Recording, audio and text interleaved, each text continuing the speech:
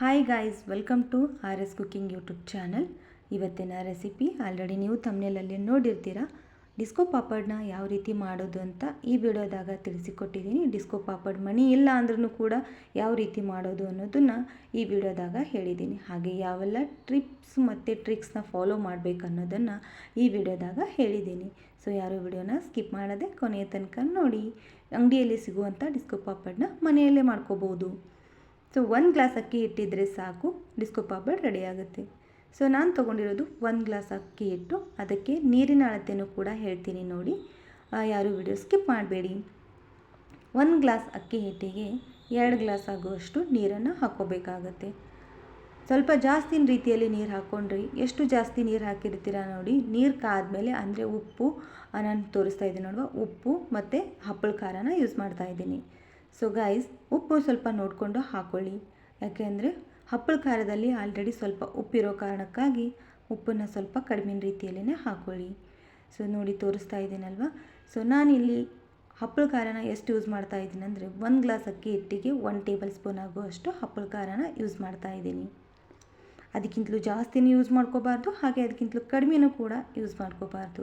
ಅಳತೆ ಗೊತ್ತಾಯ್ತಲ್ವ. 1 ಗ್ಲಾಸ್ ಅಕ್ಕಿ ಹಿಟ್ಟಿಗೆ 2 ಗ್ಲಾಸ್ ಆಗುವಷ್ಟು ನೀರು, ಹಾಗೆ 1 ಸ್ಪೂನ್ ಆಗುವಷ್ಟು ಹಪ್ಪಳ ಖಾರ, ಇಷ್ಟು ಹಾಕ್ಕೊಂಡ್ರೆ ಸಾಕು. ಹಾಗೆ ಉಪ್ಪು ನೋಡಿಕೊಂಡು ಹಾಕ್ಕೊಳ್ಳಿ ರುಚಿಗೆ ತಕ್ಕಷ್ಟು.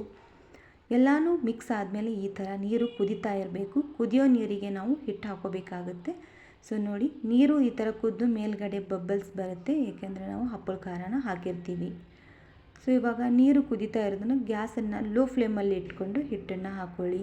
ಹೈ ಫ್ಲೇಮಲ್ಲಿ ಇಡೋಕ್ಕೆ ಹೋಗಬೇಡಿ, ಹಿಟ್ಟು ಗಂಟಾಗಿಬಿಡೋ ಚಾನ್ಸಸ್ ಇರುತ್ತೆ. ಸೊ ಅದಕ್ಕೆ ಲೋ ಫ್ಲೇಮಲ್ಲಿ ಇಟ್ಕೊಂಡು ಹಿಟ್ಟನ್ನು ಈ ರೀತಿ ಮಿಕ್ಸ್ ಮಾಡ್ಕೋತಾ ಇರಬೇಕು. ನಾವು ಈ ರೀತಿ ಹಿಟ್ಟನ್ನು 2 ರಿಂದ 3 ನಿಮಿಷದವರೆಗೂ ಹಿಟ್ಟನ್ನು ಮಿಕ್ಸ್ ಮಾಡ್ಕೋತಾ ಇದ್ದರೆ ಹಿಟ್ಟು ರೆಡಿ ಆಗುತ್ತೆ. ಯಾವುದೇ ರೀತಿ ತಳ ಕೂಡ ಹತ್ತೋದಿಲ್ಲ. ಮಿಕ್ಸ್ ಮಾಡ್ಕೋಬೇಕಾದ್ರೆ ಸ್ವಲ್ಪ ನೀರು ಕಡಿಮೆ ಅಂತ ಅನಿಸಿದರೆ, ಆವಾಗಲೇ ನಾನು ಹೇಳಿದ್ನಲ್ವ, ಸ್ವಲ್ಪ ಜಾಸ್ತಿ ರೀತಿಯಲ್ಲಿ ನೀರು ಹಾಕ್ಕೊಂಡಿದ್ರೆ ಅದನ್ನು ನೀರು ತಕ್ಕೊಂಡು ಬಿಡಬೇಕು. ಸೊ ಇವಾಗ ನೀರು ಕಡಿಮೆ ಅಂತ ಅನಿಸಿದರೆ, ಅಂದರೆ 2 ಗ್ಲಾಸ್ ನೀರು ಹಾಕ್ಕೊಂಡು ಅದಕ್ಕಿಂತಲೂ ಸ್ವಲ್ಪ ಜಾಸ್ತಿ ಹಾಕ್ಕೊಂಡ್ರು ಅದನ್ನು ಸಪ್ರೇಟಾಗಿ ತಕ್ಕೊಂಡ್ಮೇಲೆ ಹಿಟ್ಟು ಹಾಕ್ಕೊಳ್ಳಿ. ಇವಾಗ ಕಡಿಮೆ ಅಂತ ಅನಿಸಿದರೆ ಅದನ್ನು ನೀರನ್ನು ಹಾಕ್ಕೊಳ್ಳಿ. ಇಲ್ಲ ಕರೆಕ್ಟಾಗಿ ಬಂದಿದೆ ಅಂತಂದರೆ ಪರವಾಗಿಲ್ಲ. ಸೊ ನೋಡಿದ್ರಲ್ಲ, ಹಿಟ್ಟು ಕರೆಕ್ಟಾಗಿ ಬರಬೇಕಂದ್ರೆ ನೀರು ಕಡಿಮೆ ಆಗಬಾರ್ದು. ಸ್ವಲ್ಪ ಗಂಟು ಒಣ ಅನಿಸಿದ್ರೆ ಇನ್ನೂ ಒಂದು ಸ್ವಲ್ಪ ನೀರನ್ನು ಹಾಕ್ಕೊಳ್ಳಿ. ಅದನ್ನು ನಾವು ತೆಗೆದಿಟ್ಟಿರ್ತೀವಿ ನೋಡಿ, ಅದೇ ನೀರನ್ನು ಹಾಕ್ಕೊಳ್ಳಿ. ಬೆಚ್ಚಗಿರೋ ನೀರನ್ನು ಹಾಕ್ಕೋಬೇಕಾಗುತ್ತೆ. ಸೊ ಈ ಥರ ಮಿಕ್ಸ್ ಮಾಡ್ಕೋಬೇಕು. ಹಿಟ್ಟು ಎಷ್ಟು ಜಿಗುಟಾಗಿ ಬರುತ್ತೆ ನೋಡಿ, ಅಷ್ಟು ಚೆನ್ನಾಗಿ ಕುದೀತಾ ಇದೆ ಅಂತ ಅರ್ಥ. ಸೊ ಅದಕ್ಕೆ ಹೇಳೋದು, ನೀರಿನ ಅಳತೆ ಕರೆಕ್ಟಾಗಿದ್ದರೆ, ಹಾಗೆ ಉಪ್ಪು, ಹಾಗೆ ಹಪ್ಪಳ ಖಾರ ಎಲ್ಲನೂ ಕರೆಕ್ಟಾಗಿದ್ದರೆ ಹಿಟ್ಟನ್ನು ಕೂಡ ಕರೆಕ್ಟಾಗಿ ಬರುತ್ತೆ. ಸೊ ನೋಡಿದ್ರಲ್ವಾ ಎಷ್ಟು ಚೆನ್ನಾಗಿ ಮೆತ್ತಗಾಗ್ತಾ ಇದೆ ಅಂತ. ಸೊ ಇದೇ ಥರ ನಾವು 2 ರಿಂದ 3 ನಿಮಿಷದವರೆಗೂ ಕುದಿಸ್ಕೋಬೇಕಾಗುತ್ತೆ. ಗ್ಯಾಸನ್ನು ಲೋ ಫ್ಲೇಮಲ್ಲಿ ಇಟ್ಕೊಳ್ಳಿ. ಇದು ನೆನಪಲ್ಲಿ ಇಟ್ಕೊಂಡು ಮಾಡಿ. ಗ್ಯಾಸನ್ನು ಯಾವುದೇ ರೀತಿ ಈ ಥರ ಹಿಟ್ಟು ರೆಡಿ ಮಾಡಬೇಕಾದ್ರೆ ಹೈ ಫ್ಲೇಮಲ್ಲಿ ಇಟ್ಕೊಳ್ಳೋಕೆ ಹೋಗಬೇಡಿ. ಲೋ ಫ್ಲೇಮಲ್ಲಿ ಇಟ್ಕೊಂಡು ಮಿಕ್ಸ್ ಮಾಡ್ಕೋತಾ ಈ ಥರ 2 ರಿಂದ 3 ನಿಮಿಷದವರೆಗೂ ನಾವು ಈ ಥರ ಮಾಡಿಕೊಂಡ್ರೆ ಸಾಕು. ಇವಾಗ 1 ನಿಮಿಷ ನಾವು ಲಿಡ್ನ ಕ್ಲೋಸ್ ಮಾಡಿ ಇಡಬೇಕು. 1 ನಿಮಿಷ ಆದಮೇಲೆ ಮತ್ತೆ ಓಪನ್ ಮಾಡಿ ಈ ಥರ ಮಿಕ್ಸ್ ಮಾಡ್ಕೊಂಡಿರಿ. ಯಾಕೆಂದರೆ ಹಿಟ್ಟು ಪರ್ಫೆಕ್ಟಾಗಿ ಬೆಂದಿದೆ ಅಂತ ಅರ್ಥ. ನಾವು ಹೇಗೆ ಚೆಕ್ ಮಾಡ್ಕೋಬೇಕಂದ್ರೆ, ಕೈಯನ್ನು ಹಿಟ್ಟು ಪ್ರೆಸ್ ಮಾಡಿದ್ರೆ ಸಾಕು, ಕೈಗೆ ಹಿಟ್ಟು ಹತ್ತೋದಿಲ್ಲ. ಸೊ ಆವಾಗ ಹಿಟ್ಟು ರೆಡಿಯಾಗಿದೆ ಅಂತ ಅರ್ಥ. ಡಿಸ್ಕೋ ಪಾಪಡ್ ಮಾಡೋದಕ್ಕೆ ನಾವು ಸಾಚೆನ ಮಾಡ್ಕೋಬೇಕಲ್ವ, ಅಂದರೆ ಮಣಿ. ಯಾವ ರೀತಿ ಮಣಿನ ಮಾಡ್ಕೋಬೇಕಂದ್ರೆ, ಪೆನ್ನಿನಲ್ಲಿ ಈ ಥರ ಒಂದು ಪ್ಲಾಸ್ಟಿಕ್ನ ಯಾವುದಾದ್ರೂ ಒಂದು ಟೋಪನ್ ಇರುತ್ತೆ ನೋಡಿ, ಅಂದರೆ ಡಕ್ಕನ್ನು, ಅದಕ್ಕೆ ಮಾರ್ಕ್ ಮಾಡಿಕೊಂಡು ಪ್ಲಸ್ ರೀತಿಯಲ್ಲಿ ಈ ಥರ ನಾವು ಗ್ಯಾಸ್ ಮೇಲೆ ಚಾಕುನ ಇಟ್ಬಿಟ್ಟು ಕಾಯಿಸ್ಕೊಂಡು ಈ ಥರ ಮಾರ್ಕಲ್ಲಿ ಮೇಲೆ ಜಸ್ಟ್ ಹಿಂಗೆ ಚಾಕುನ ಎಳೆದ್ಬಿಟ್ರೆ ಸಾಕು, ಅದು ಸಾಚೆ ರೆಡಿ ಆಗುತ್ತೆ.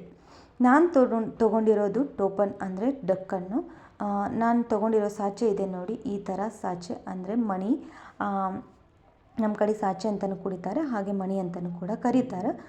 ಇದು ನಾನು ಚಕ್ಲಿ ಮಣಿ ಆನ್ಲೈನಲ್ಲಿ ಬೈ ಮಾಡಿದ್ದೀನಿ. ಸೊ ಯಾರಿಗೆಲ್ಲ ಇಷ್ಟ ಅನ್ನೋರು ಲಿಂಕ್ ಅಂತ ಕಮೆಂಟ್ ಮಾಡಿ, ನಾನು ಇದನ್ನು ಲಿಂಕನ್ನು ನಿಮಗೆ ಕಳಿಸ್ತೀನಿ. ಇಲ್ಲ ಅಂದರೆ ಪ್ರಾಡಕ್ಟ್ನ ಕೂಡ ಟ್ಯಾಗ್ ಮಾಡಿರ್ತೀನಿ, ಅಲ್ಲಿನೂ ಕೂಡ ಬೈ ಮಾಡ್ಕೋಬೋದು. ಈ ಥರ ಮಣಿನ ತೊಗೊಂಡ್ರೆ ನಾವು ಯಾವುದೇ ರೀತಿ ಚಕ್ಲಿ ಮಾಡಬೇಕಾದ್ರೆ, ಸೇವಾ ಮಾಡಬೇಕಾದ್ರೆ ಪರ್ಫೆಕ್ಟಾಗಿ ಒಂದೇ ಕೈಯಲ್ಲೇ ಮಾಡ್ಕೋಬೋದು. ಸೊ ನೋಡಿದ್ರಲ್ವ, ಡಿಸ್ಕೋ ಪಾಪಡ್ ಮಣಿನ ಈ ಥರ ಮಾಡಿಕೊಂಡು ಸೈಡಲ್ಲಿರೋದನ್ನು ಕಟ್ ಮಾಡಿಕೊಂಡು ಹಿಟ್ಟು ನಾವು ಒಂದು 10 ನಿಮಿಷ ಆರಕ್ಕೆ ಬಿಡಬೇಕು. ಆರಿದ ಮೇಲೇ ಹಾಕ್ಕೊಳ್ಳಿ. ಯಾಕಂದರೆ ನಾನಿಲ್ಲಿ ತೊಗೊಂಡಿರೋದು ಪ್ಲಾಸ್ಟಿಕ್ ಸಾಚೆ, ಸೊ ಹಾಗಾಗಿ ಹಿಟ್ಟು ಬಿಸಿ ಇದ್ದರೆ ಅದು ಕಾಯುತ್ತೆ. ಅದಕ್ಕೋಸ್ಕರ ಏನು ಮಾಡಬೇಕು, ಹಿಟ್ಟು ಆರಿದ ಮೇಲೇ ನಾವು ಹಾಕ್ಕೋಬೇಕಾಗತ್ತೆ. ಬಿಸಿಯಲ್ಲಿದ್ದರೆ ಚೆನ್ನಾಗಿ ರೆಡಿ ಆಗೋದಿಲ್ಲ, ಯಾಕಂದರೆ ಅದು ಮೆಲ್ಟಾಗಿ ಅಂದರೆ ಮೆತ್ತಗಾಗಿ ಕರೆಕ್ಟಾಗಿ ಸಾಚೆ ಕೂಡೋದಿಲ್ಲ. ಸಾಚೆನ ಯಾವ ರೀತಿ ಸೈಜಲ್ಲಿ ಕಟ್ ಮಾಡ್ಕೋಬೇಕಂದ್ರೆ, ಆಲ್ರೆಡಿ ನಿಮ್ಮ ಹತ್ರ ಮಣಿ ಇರುತ್ತೆ ನೋಡಿ ಬೇರೆ ಥರ, ಆ ಮಣಿನ ಸೇಪಲ್ಲಿನೇ ಕಟ್ ಮಾಡ್ಕೋಬೇಕು, ಅದೇ ಸೈಜಲ್ಲಿನೇ ಇಟ್ಕೊಂಡು. ಸೊ ಗೊತ್ತಾಯಿತು ಅಂತ ಅನ್ಕೋತೀನಿ. ಗೊತ್ತಾಗಿಲ್ಲ ಅಂದರೆ ಕಮೆಂಟ್ ಮಾಡಿ, ಮತ್ತೆ ಮತ್ತೊಂದು ವಿಡಿಯೋದಲ್ಲಿ ತಿಳಿಸ್ಕೊಡ್ತೀನಿ. ಎಷ್ಟು ಸಾಧ್ಯ ಆಗಿದೆ ಅಷ್ಟು ನಾನು ತಿಳಿಸ್ಕೊಟ್ಟಿದ್ದೀನಿ ಅಂತ ಅನ್ಕೋತೀನಿ. ಸೊ ನೋಡಿದ್ರಲ್ಲ, ಇವಾಗ ಒಂದೇ ಕೈಯಲ್ಲಿನೇ ನಾವು ಹೇಗೆಲ್ಲ ಡಿಸ್ಕೋ ಪಾಪಡ್ನ ಮಾಡ್ಕೋಬೋದು ಅಂತ. ಈ ಥರ ಸಾಚೆ ಅಂದರೆ ಈ ಥರ ಮಣಿ ಇದ್ದರೆ ಸಾಕು, ಕರೆಕ್ಟಾಗಿ ನಾವು ಒಂದೇ ಕೈಯಲ್ಲೇ ಒಬ್ಬರೇನೂ ಕೂಡ ಮಾಡ್ಕೋಬೋದು. ಗೈಸ್, ಇನ್ನೊಂದು ಹೇಳಬೇಕಂದ್ರೆ, ಎಲ್ಲರೂ ಬಿಸಿಲಲ್ಲೇ ಡಿಸ್ಕೋ ಪಾಪಡ್ನ ಹಾಕೋತಾರೆ. ಸೊ ನಾನು ಮನೆಯಲ್ಲೇ ಮಾಡ್ಕೋತಾ ಇದ್ದೀನಿ. ಫ್ಯಾನ್ ಕೆಳಗಡೆನೇ ಮನೆಯಲ್ಲೇ ಮಾಡ್ಕೋಬೋದು, ಇಲ್ಲ ನೀವು ಬೆಳಗ್ಗೆ ಬೇಗ ಎದ್ದೂ ಕೂಡ ಹಾಕೋಬೋದು. ಸೊ ನಾನು ಇದನ್ನು ಮಧ್ಯಾಹ್ನದಲ್ಲಿ ಮಾಡ್ಕೋತಾ ಇರೋ ಕಾರಣಕ್ಕಾಗಿ, ಅಂದರೆ ಆಫ್ಟರ್ನೂನಲ್ಲಿ, ಸೊ ಬಿಸಿಲು ಜಾಸ್ತಿ ಇರುತ್ತೆ, ಸೊ ಹಾಗಾಗಿ ಮೇಲ್ಗಡೆ ಹಾಕ್ತಾಯಿಲ್ಲ ನಾನು. ಮನೆಯಲ್ಲಿನೇ ಈ ಥರ ನಾವು ಹಾಕ್ಕೊಂಡ್ರೆ ಸಾಕು. ಮರುದಿನ ನಾವು ಬೆಳಗ್ಗೆ ಅನ್ನೋಷ್ಟರಿಗೆ ಮೇಲ್ಗಡೆ ಇರೋದನ್ನೆಲ್ಲ ಒಣಗಿಬಿಟ್ಟಿರುತ್ತೆ. ಸೊ ಅದನ್ನು ಸಪ್ರೇಟಾಗಿ ನಾವು ಬಿಸಿಲಲ್ಲಿ ಮತ್ತೆ ಒಂದಿನ ಅಥವಾ 2 ದಿನ ಪರ್ಫೆಕ್ಟಾಗಿ ಒಣಗಿಸ್ಕೋಬೋದು. ಸೊ ನೋಡಿ ಎಷ್ಟು ಫಟಾಫಟ್ ಅಂತ ನಾವು ಬೇಗನೆ ಡಿಸ್ಕೋ ಪಾಪಡ್ನ ರೆಡಿ ಮಾಡ್ಕೋಬೋದು ಅಂತ ತಿಳಿಸಿಕೊಟ್ಟಿದ್ದೀನಿ. ಸೊ ನೋಡಿದ್ರಲ್ಲ, ಆ ಥರ ನಾವು ಸಾಚೆನ ಅಂದರೆ ಮಣಿನ ರೆಡಿ ಮಾಡಿಕೊಂಡ್ರು same to same disco papad ರೀತಿಯಲ್ಲೇ ಬರ್ತಾ ಇದೆ. ಇಲ್ಲ ನಿಮಗೆ ಡಿಸ್ಕೋ ಪಾಪಡ್ ಮಣಿನೇ ಬೇಕಂತಂದರೆ ಆ ಥರದ್ದು ಅಂದರೆ ಮಣಿಗಳಿದ್ದಾವೆ. ಸೊ ಅದನ್ನು ಕೂಡ ನಾನು ಟ್ಯಾಗ್ ಮಾಡಿರ್ತೀನಿ ನನ್ನ ಪ್ರಾಡಕ್ಟಲ್ಲಿ. ಸೊ ನೀವು ಅಲ್ಲಿ ಚೆಕ್ ಮಾಡ್ಕೋಬೋದು. ಪ್ರಾಡಕ್ಟ್ ಮೇಲೆ ಕ್ಲಿಕ್ ಮಾಡಿದ್ರೆ ಸಾಕು, ತಾನಾಗೆ ಬರುತ್ತೆ. ಅದ್ರ ಮೇಲೆ ಪ್ರೆಸ್ ಮಾಡಿದ್ರೆ ಲಿಂಕ್ ತೋರಿಸುತ್ತೆ, ನೀವು ಬೈ ಮಾಡ್ಕೋಬೋದು.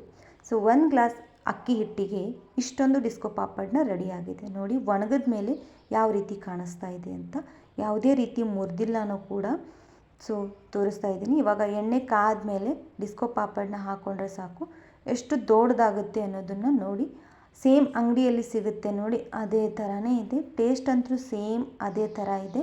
ನಿಮಗೆ ಕಲರ್ ಡಿಸ್ಕೋ ಪಾಪಡ್ ಅಂಗಡಿಯಲ್ಲಿ ಸಿಗುತ್ತೆ ಅಲ್ವಾ. ಸೊ ನೀವು ಕಲರಲ್ಲೂ ಕೂಡ ಮಾಡ್ಕೋಬೋದು. 1 ಗ್ಲಾಸು ವೈಟು ಅಥವಾ 1 ಗ್ಲಾಸ್ ಗ್ರೀನು, ಹಾಗೆ ರೆಡ್ಡು, ಈ ಥರನೂ ಕೂಡ ಮಾಡ್ಕೋಬೋದು. ನಾನು ಬರೀ ಇವತ್ತು ವೈಟಲ್ಲಿ ಮಾಡಿ ತೋರಿಸಿದ್ದೀನಿ. ನೆಕ್ಸ್ಟ್ ಬೇಕಾದರೆ ಕಲರಲ್ಲೂ ಕೂಡ ಮಾಡಿ ತೋರಿಸ್ತೀನಿ. ಸೊ ಗೈಸ್, ಯಾರಿಗೆಲ್ಲ ಡಿಸ್ಕೋ ಪಾಪಡ್ ಇಷ್ಟ ಆಯಿತು ಅನ್ನೋರು ಪ್ಲೀಸ್ ಕಮೆಂಟ್ ಮಾಡಿ. ಹಾಗೆ ಡಿಸ್ಕೋ ಪಾಪಡ್ ಎಲ್ಲರೂ 90s ಕಿಡ್ಸ್, ಅಂದರೆ 90ಸಲ್ಲಿ ಕಿಡ್ಸ್ ಇರ್ತಾರೆ ನೋಡಿ, ಅವ್ರಿಗೆ ತುಂಬ ಚೆನ್ನಾಗೇ ಗೊತ್ತಿರುತ್ತೆ ಈ ರುಚಿ. ಸೊ ಇವಾಗ ಜನ ಅಷ್ಟೊಂದು ತಿನ್ನೋದಿಲ್ಲ ಅಂತ ಅನ್ಕೋತೀನಿ. ಯಾರಿಗೆಲ್ಲ 90s ಕಿಡ್ಸ್ ಅಂದರೆ 90ಸಲ್ಲಿ ಕಿಡ್ಸ್ ಇರ್ತೀರ, ಇವಾಗ ಅವರು ಯಾರಾದರೂ ವಿಡಿಯೋ ನೋಡ್ತಿದ್ರೆ ದಯವಿಟ್ಟು ನಿಮಗೂ ಕೂಡ ಇಷ್ಟ ಅಂತ ಅನಿಸಿದರೆ ಕಮೆಂಟ್ ಮಾಡಿ ತಿಳಿಸಿ. ಡಿಸ್ಕೋ ಪಾಪಡ್ ಆವಾಗ ನಾವು ತಿನ್ನೋ ಟೈಮಲ್ಲಿ 1 ರೂಪಿಗೆ 2 ಡಿಸ್ಕೋ ಪಾಪಡ್ ಸಿಗ್ತಾಯಿತ್ತು, ಇವಾಗ 5 ರೂಪಾಯಿ ಪಾಕೆಟ್ ಆಗಿದೆ. ಸೊ ಟೇಸ್ಟ್ ಅಂತೂ ಸೇಮ್ ಅಂಗಡಿಯಲ್ಲಿ ಸಿಗುವಂಥ ಟೇಸ್ಟೇ ಇದೆ. ನೋಡಿದ್ರಲ್ವ ಎಷ್ಟು ಚೆನ್ನಾಗಿ ವೈಟಾಗಿ, ಹಾಗೆ ಸೇಪ್ನೂ ಕೂಡ ಅದೇ ಥರನೇ ಬಂದಿದೆ. ಸೊ ಎಲ್ಲ ಡಿಸ್ಕೋ ಪಾಪಡ್ ಇಷ್ಟ ಅನ್ನೋರು ಪ್ಲೀಸ್ ಏನು ಮಾಡಬೇಕು, ನನ್ನ ವಿಡಿಯೋನ ಫಸ್ಟ್ ಟೈಮ್ ನೋಡ್ತಾ ಇದ್ದವರು ದಯವಿಟ್ಟು ಸಬ್ಸ್ಕ್ರೈಬ್ ಮಾಡ್ಕೊಳ್ಳಿ, ಹಾಗೆ ಲೈಕ್ ಮಾಡಿ, ಶೇರ್ ಮಾಡಿ. ನೋಡಿದ್ರಲ್ವ, ಒಂದು ಪ್ರೆಸ್ ಕೂಡ ಮಾಡಿ ತೋರಿಸಿದೆ ಎಷ್ಟು ಕ್ರಿಸ್ಪಿಯಾಗಿ ಫಳ್ಳಾಗಿ ಬಂದಿದೆ ಅಂತ. ಸೊ ಇಷ್ಟ ಆಗಿದ್ದಲ್ಲಿ ಪ್ಲೀಸ್ ಲೈಕ್ ಕೊಡೋದನ್ನು ಮರಿಬೇಡಿ, ಹಾಗೆ ಶೇರ್ ಮಾಡೋದನ್ನು ಮರಿಬೇಡಿ. Thank you for watching and keep supporting. Bye bye.